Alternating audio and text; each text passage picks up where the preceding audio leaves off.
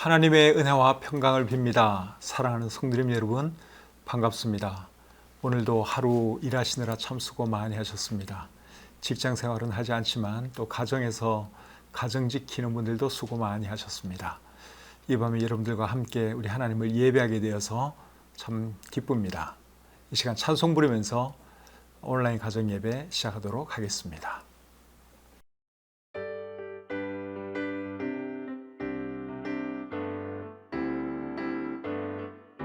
변찮는 주님의 사랑과 거룩한 보혈의 공로를 우리 다 찬양을 합시다. 주님을 만나볼 때까지 예수는 우리를 깨끗게 하시는 주시니 그의 피 우리를 은보다 더 희게 하셨네. 우리를 깨끗게 한 피니 무궁한 생명의 물일세. 생명의 구원을 받은 자 하나님 찬양을 합시다. 예수는 우리를 깨끗게 하시는 주시니 그의 피 우리를 눈보다 더 희게 하셨네. 십자가 단단히 붙잡고 날마다 이기며 나가세. 머리에 멸류관 쓰고서 주 앞에 찬양할 때까지 예수는 우리를 깨끗게 하시는 주시니 그의 피 우리를 눈보다 더 희게 하셨네. 예수는 우리를 깨끗게 하시는 주시니 그의 피 우리를 눈보다 더 희게 하셨네. 기도하겠습니다. 하나님 아버지, 오늘도 하나님 은혜 가운데 하루 생활 잘 보내게 하시고 이 시간을 기억하고 우리 사랑하는 성도님들 온라인으로 이렇게 함께 만날 수 있도록 해주신 것 감사합니다. 이 시간 집중해서 우리 하나님을 잘 예배하시도록 도와주시옵소서. 예배를 통해서도 하나님 영광 받으시고 우리 모두에게 큰 은혜의 시간이 될 수 있도록 역사해 주시옵소서. 모든 순서 주님께 의탁하오며 예수님의 이름으로 기도드립니다. 아멘. 찬송 한 곡 더 부르겠습니다.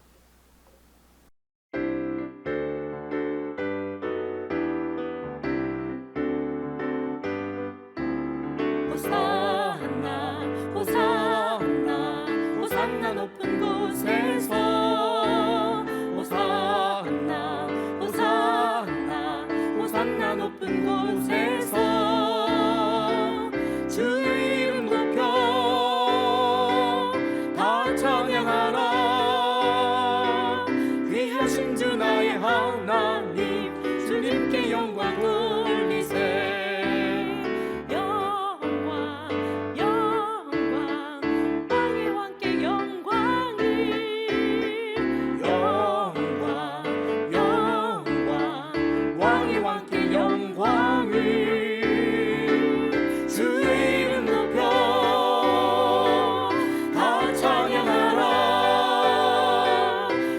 신주 나의 하나님 주님께 영광 돌리세.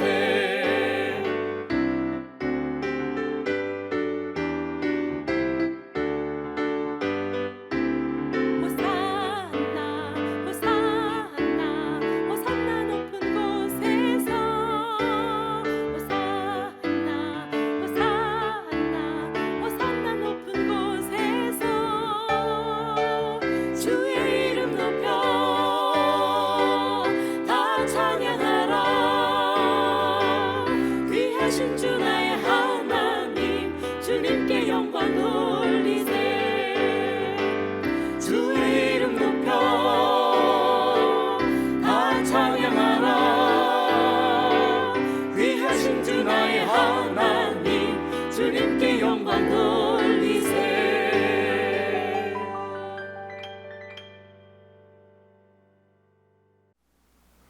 오늘 함께 나눌 하나님 말씀은 전도서 4장 1절부터 8절까지의 말씀입니다.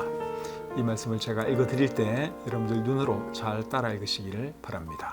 전도서 4장 1절부터 8절까지의 말씀입니다. 내가 다시 해 아래에서 행하는 모든 학대를 살펴보았도다. 보라, 학대받는 자들의 눈물이로다. 그들에게 위로자가 없도다. 그들을 학대하는 자들의 손에는 권세가 있으나 그들에게는 위로자가 없도다. 그러므로 나는 아직 살아있는 산 자들보다 죽은 지 오랜 죽은 자들을 더 복되다 하였으며 이 둘보다도 아직 출생하지 아니하여 해 아래에서 행하는 악한 일을 보지 못한 자가 더 복되도다 하였노라. 내가 또 본즉 사람이 모든 수고와 모든 재주로 말미암아 이웃에게 시기를 받으니 이것도 헛되어 바람을 잡는 것이로다. 우매자는 팔짱을 끼고 있으면서 자기의 몸만 축내는도다. 두 손에 가득하고 수고하며 바람을 잡는 것보다 한 손에만 가득하고 평온함이 더 나으니라. 내가 또다시 해 아래에서 헛된 것을 보았도다. 어떤 사람은 아들도 없고 형제도 없이 홀로 있으나 그의 모든 수고에는 끝이 없도다. 또 비록 그의 눈은 부유를 족하게 여기지 아니하면서 이러기를 내가 누구를 위하여는 이같이 수고하고 나를 위하여는 행복을 누리지 못하게 하는가 하여도 이것도 헛되어 불행한 노고로다. 아멘. 전도서 4장 1절부터 8절까지 말씀을 읽어드렸습니다. 오늘 이 말씀을 한 구절씩 살펴보면서 우리에게 주시는 교훈을 배워보도록 하겠습니다. 먼저 1절 말씀을 다시 한번 읽어보겠습니다. 내가 다시 해 아래에서 행하는 모든 학대를 살펴보았도다. 보라, 학대받는 자들의 눈물이로다. 그들에게 위로자가 없도다. 그들을 학대하는 자들의 손에는 권세가 있으나 그들에게는 위로자가 없도다. 이 말씀을 보니까 솔로몬 왕이 무엇을 보았습니까? 학대받는 사람들을 보았고 그들의 눈에 눈물이 있는 것을 보았죠. 이런 것 보면 솔로몬 왕이 참 좋은 왕인 것 같습니다. 왕의 눈에는 학대받는 사람이나 그들의 눈에 있는 눈물이 잘 안 보입니다. 왕궁에 사는 왕의 눈에 그런 것이 보일 리가 없죠. 또 왕의 주변에는 늘 높은 사람들, 귀인들 이런 사람들이 있기 때문에 비천한 사람들, 학대받는 사람들을 볼 리가 거의 없습니다. 그런데 솔로몬 왕은 학대받는 사람들을 보았다는 거예요. 그리고 그들의 눈에서 눈물을 보았다는 것입니다. 이런 것 보면 솔로몬은 정말 훌륭한 왕입니다. 그런데 솔로몬이 그들을 보니까 그들을 위로해 주는 사람이 없더라는 거예요. 이게 참 비극이죠. 누구라도 좀 눈물을 닦아주고 위로해 주면 좋을 텐데 아무도 그 일을 하지 않더라 하는 것입니다. 오늘날에도 학대받는 사람들이 많이 있죠. 어느 나라에서는 아이들이 학교도 다니지 못하고 중노동에 시달리는 그런 아이들도 있습니다. 또 어떤 나라에서는 아이들이 못된 어른들의 성노리개가 되는 또 그런 일도 있습니다. 많은 아이들이 지금 이 세상 곳곳에서 학대를 당하고 있죠. 또 수많은 여성들이 성적인 학대를 당하고 있고 남성들의 폭력에 시달리고 있습니다. 그런 여성들은 우리나라에도 많다고 생각이 듭니다. 남자에게 성폭력 당하고 또 참 육체적인 폭력을 당하는 그런 여성들 얼마나 많이 있겠습니까? 그리고 북한에는 정치범 수용소가 있죠. 그 정치범 수용소에는 지금도 수많은 사람들이 중노동에 시달리면서 인간 이하의 삶을 살고 있습니다. 우리 머리 위에 있는 북한에서 지금 그런 일이 벌어지고 있지요. 그런 학대받는 사람들을 우리가 보게 되면 우리는 어떤 자세를 가져야 할까요? 학대받는 사람들을 불쌍히 여기는 그런 마음을 가져야 합니다. 또 그들을 도와줄 수 있으면 도와주어야 하는 것이죠. 예수님께서 이 땅에 오신 목적도 어떻게 보면 학대받는 사람들을 위로해 주시기 위해서였다고 말할 수 있습니다. 누가복음 1장 79절에 보시면 이런 말씀이 있습니다. 어둠과 죽음의 그늘에 앉은 자에게 비치고 우리 발을 평강의 길로 인도하시리로다. 자, 여기 보니까 어둠과 죽음의 그늘에 앉은 자에게 비치고, 주님을 알지 못하고 멸망길로 가는 사람들은 지금 사탄에게 학대당하고 있는 사람들이라고 할 수 있습니다. 죄와 사망의 권세 아래 눌려서 지금 살아가고 있는 것이죠. 그 사람들을 해방시켜 주시기 위해서 우리 주님이 이 땅에 오신 것입니다. 또 이사야 42장 7절에는 이런 말씀이 있습니다. 네가 눈먼 자들의 눈을 밝히며 갇힌 자를 감옥에서 이끌어내며 흑암에 앉은 자를 감방에서 나오게 하리라.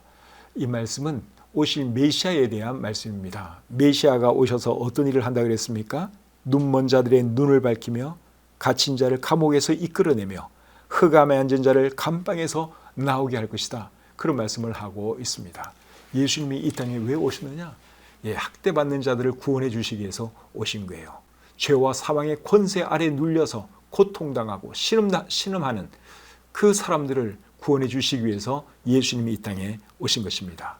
그렇기 때문에 예수님 믿는 우리도 어떤 삶을 살아야 되겠습니까? 예수님과 같은 마음을 가지고 살아야 하는 것이죠. 학대받는 사람들을 보면 불쌍히 여길 줄 알아야 합니다. 자, 2절 말씀을 계속 보겠습니다. 그러므로 나는 아직 살아있는 산 자들보다 죽은 지 오랜 죽은 자들을 더 복되다 하였으며, 학대받는 사람들을 보면서 솔로몬 왕이 어떤 생각을 했는가 하면 죽은 자들이 차라리 더 낫다. 죽은 사람이 더 복이 있다. 그런 생각을 했습니다. 학대받으면서 살 바에야 사실 여러분 죽는 것이 더 낫지 않겠습니까? 학대를 받지 않아도 사는 것 자체가 사실은 수고와 슬픔의 연속이라고 할 수 있습니다. 시편 90편 10절에 그런 말씀이 있죠. 우리의 연수가 70이요 강건하면 80이라도 그 연수의 자랑은 수고와 슬픔뿐이요 신속기간이 우리가 날아가나이다. 굳이 학대를 당하는 삶이 아니라 할지라도 삶 자체가 여러분 수고와 슬픔의 연속이라고 할 수 있습니다. 이런 것이 인생인 것을 생각하면 오래 산다고 반드시 좋은 것도 아니고 빨리 죽는다고 해서 반드시 나쁜 것도 아닙니다. 그렇다고 일부러 빨리 죽을 필요는 없겠지요. 하나님께서 살라고 한 만큼 최선을 다해서 살다가 하나님께서 오라 하시면 가면 그게 좋은 것이죠. 그런 삶을 우리가 살아갈 수 있기를 바랍니다. 살고 죽는 것에 너무 연연해하지 말고 하나님께서 허락해 주시는 만큼 하루하루 즐겁게 살다가 주님이 오라 하시면 주님 곁으로 가면 되는 것이죠. 그렇게 우리가 살아야 하는 것입니다. 3절 말씀 계속 보겠습니다. 이 둘보다도 아직 출생하지 아니하여 해 아래에서 행하는 악한 일을 보지 못한 자가 더 복되다 하였노라. 자, 이번에는 또 어떤 말씀을 하고 있어요? 학대받는 자들보다도, 그리고 죽은 자들보다도 누가 더 복이 있다 그랬습니까? 아직 태어나지 아니한 자가 더 복이 있다. 그런 말씀을 하고 있습니다. 왜 아직 태어나지 아니한 자가 학대받는 자나 죽은 자보다 더 나은 것일까요? 아직 태어나지 아니한 자는 이 세상의 고통을 보지 않았으니까, 경험하지 않았으니까 차라리 더 낫다. 그러한 말씀이지요. 욥은 고통당할 때 내가 차라리 태어나지 않았으면 더 좋았겠다 하는 말을 했습니다. 욥기 3장 11절 말씀을 한번 읽어드리겠습니다. 어찌하여 내가 태어서 죽어 나오지 아니하였던가? 어찌하여 내 어머니가 해산할 때에 내가 숨지지 아니하였던가? 욥이 너무너무 고통스러워서 내가 어쩌자고 이 세상에 태어났단 말인가? 차라리 죽어서 이 땅에 나왔으면 이 고생을 안 해도 될 텐데, 지금 그런 말씀을 하고 있는 것이죠. 임신한 여성이 유산을 하게 되면 정신적으로 겪는 그 고통과 충격이 굉장히 큽니다. 자기 뱃속에 참 생명을 품고 지내다가 어느 날 그 생명이 죽었다고 한번 생각을 해보세요. 얼마나 충격이 크겠습니까? 그런데 여러분, 아기의 입장에서는 어떨까요? 이제 그 임신부 입장에서는 정말 고통스러운 일인데, 충격적인 일인데, 그 죽은 아기 입장에서도 그럴까요? 죽은 아기 입장에서는 오히려 죽은 것이 더 잘된 일일 수도 있지 않겠습니까? 오늘 이 본문 말씀에 의하면 그렇게 생각할 수도 있습니다. 그렇기 때문에 설령 유산을 했다고 해도 너무 크게 고통스러워할 필요는 없겠다 하는 생각을 해봅니다. 물론 생명을 잃은 그 임신부의 입장에서는 정말 고통스러운 이런 것 제가 충분히 이해를 합니다. 그런데 아기의 입장에서 생각하면 오히려 그 아기에는 그것이 더 잘된 일일 수도 있을 수 있기 때문에 그렇습니다. 또 자녀가 없는 분들, 그런 분들도 자녀 없다고 해서 너무 슬퍼할 필요 없습니다. 우울해할 필요 없습니다. 자식이 있다고 해서 반드시 좋은 걸까요? 꼭 그렇지도 않습니다. 오늘 이 본문 3절 말씀을 보면은 그런 생각이 듭니다. 그렇지만 하나님께서 생명을 주셨을 때 그 생명을 낙태시키는 일을 해서는 안 됩니다. 그거는 살인이에요. 그거는 죄입니다. 생명을 하나님께서 주셨으면 어떻게 해서라도 최선을 다해서 잘 보호하고 양육할 책임이 사람에게는 있습니다. 어쩔 수 없이 유산했다? 그건 어쩔 수 없어요. 그러나 고의로 생명을 죽여서는 안 된다 하는 것이죠. 생명을 주시고 거두시는 일은 그것은 하나님께서 하시는 일이에요. 사람이 할 일은 뭡니까? 하나님께서 주신 생명을 잘 보호하고 잘 양육하는 것이 사람이 해야 하는 일이죠. 자, 4절 말씀 계속 보겠습니다. 내가 또 본즉 사람이 모든 수고와 모든 재주로 말미암아 이웃에게 시기를 받으니 이것도 헛되어 바람을 잡는 것이로다. 자, 이번에는 어떤 말씀을 하고 있습니까? 시기 받는 것에 대해서 말씀을 하고 있죠.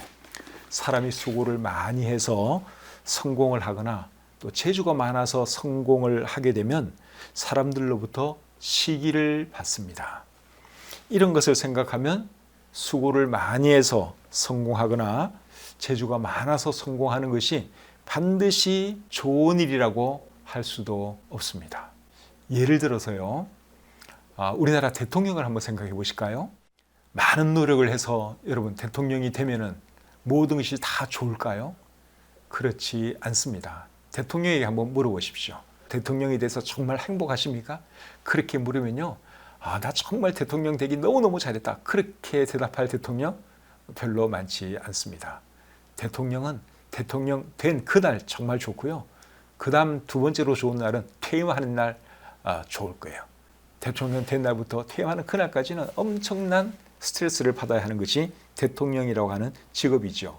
근데 많은 사람들이 대통령을 가장 성공한 사람이라고 생각을 하고 또 나도 대통령 한번 해봤으면 좋겠다 이 생각을 하잖아요.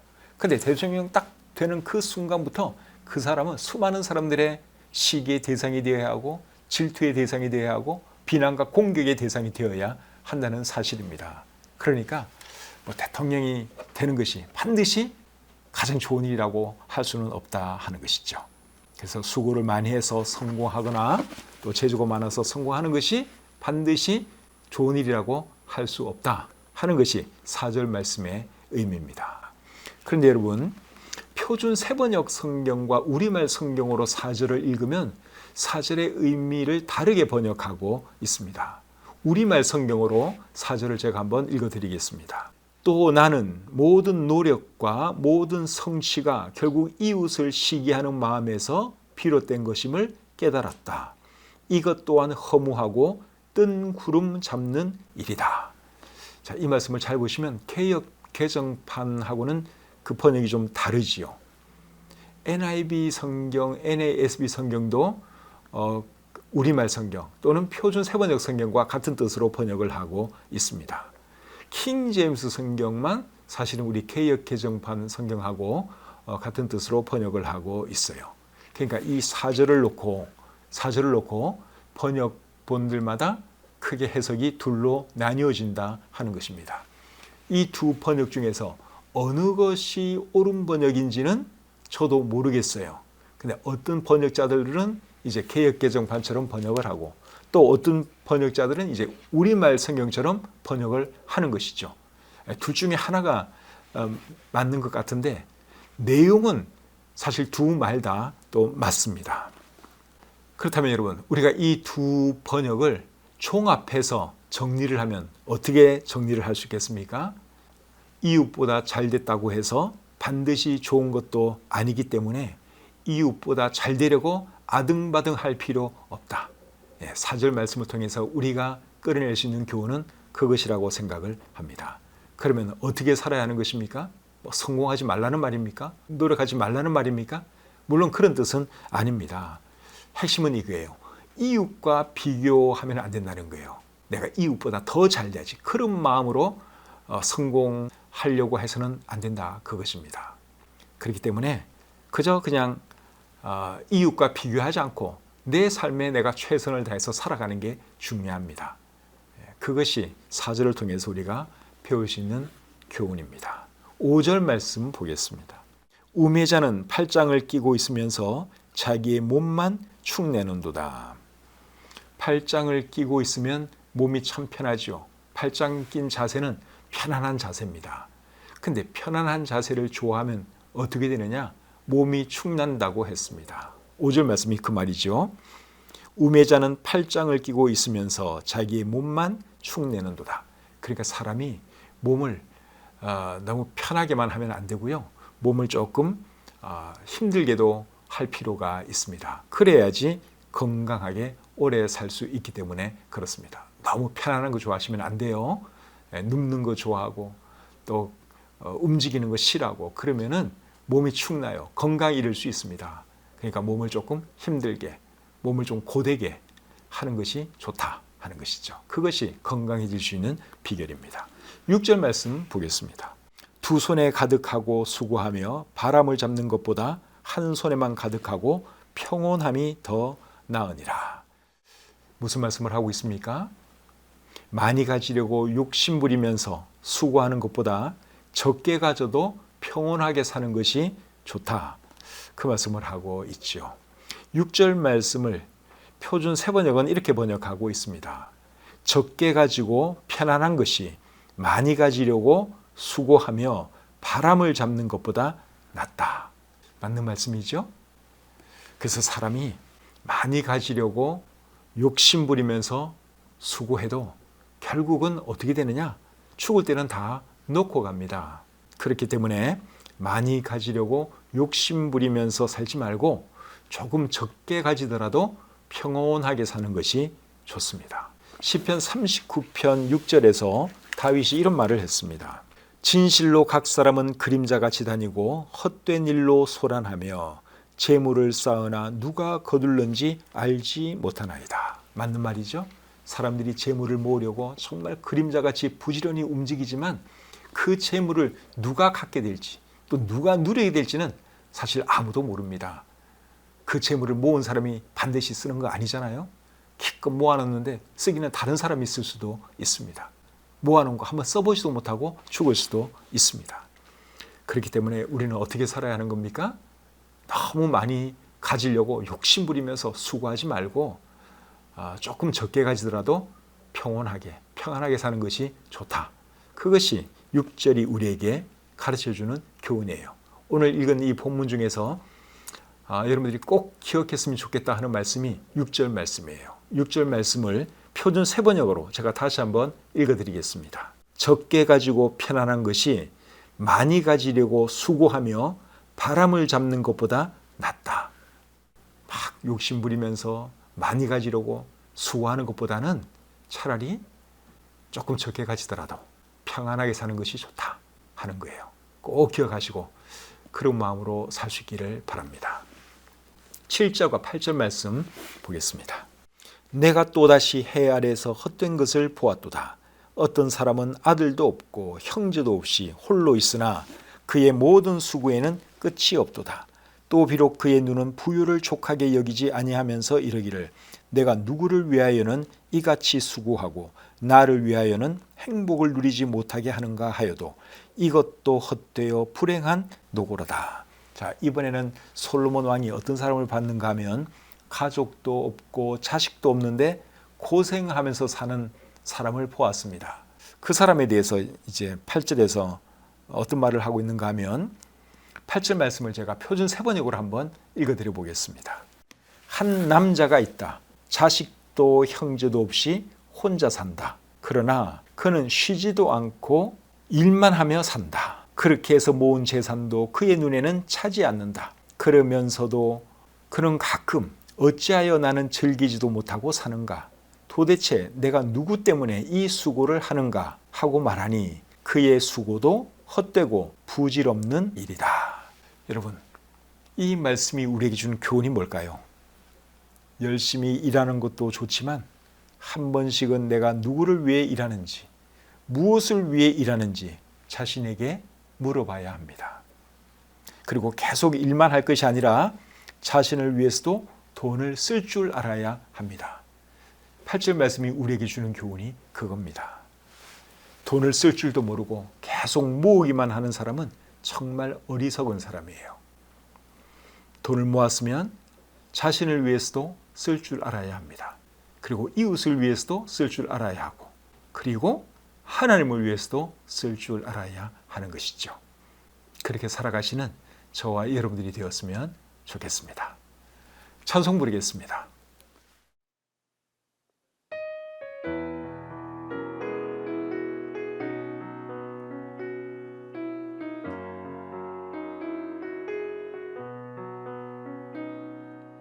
주와 함께라면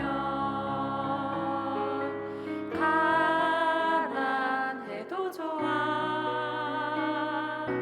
참된 부요함이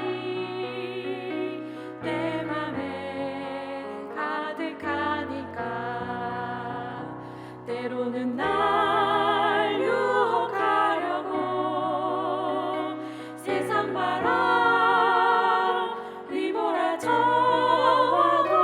나는 결코 잊을 수 없어 자비로운 주의 음성을. 주와 함께라면 병들어도 좋아. 참된 강건함이 내 맘에 가득하니까 때로는 날 넘어뜨리려 거친 파도 휘몰아쳐와도 나는 결코 놓을 수 없어 나사로운 주의 손길을. 내 맘 아시는 주 항상 함께 계셔. 약한 내 영혼에 위로와 능력 주시네. 가난해도 병이 들어도 시련의 밤 어둡고 깊어도 나는 결코 떠날 수 없어 아름다운 주의 나라를. 주의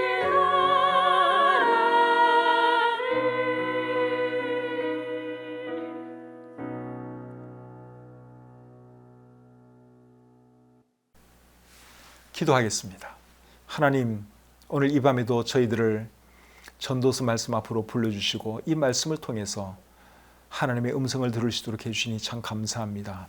우리가 어떻게 살아야 할지, 우리보다 훨씬 앞서 살았던 솔로몬 왕을 통해서 또 이렇게 많은 것들을 가르쳐 주니 얼마나 감사한지요. 오늘 들은 말씀을 우리 마음에 잘 새기게 도와주시고 정말 우리가 오늘 들은 말씀대로 지혜로운 삶을 살아갈 수 있도록 도와주시옵소서. 학대받는 사람들을 보면 불쌍히 여기는 마음을 갖게 하시고 그들의 위로자가 되게 하시고 그들을 도울 수 있는 그런 사람들이 되게 해 주시옵소서.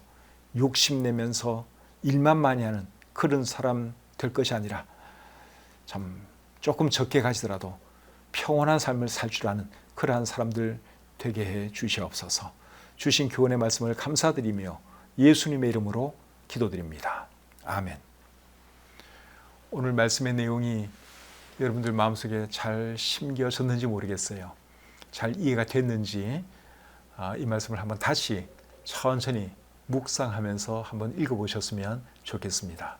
그리고 가족들과 함께 예배드린 분들은 이 말씀의 의미가 뭔지 제대로 이해했는지 서로 한번 물어보면 좋을 것 같아요. 우리 아이들과 예배드린 분들은 꼭 질문을 하시기를 바랍니다.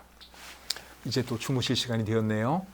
오늘 하루 생활 잘 마감하시고 또 주무시기 전에 잠깐이라도 꼭 하나님께 기도하고 주무시기를 바랍니다. 오는 주일날 교회에서 뵙도록 하겠습니다. 평안한 밤 되십시오.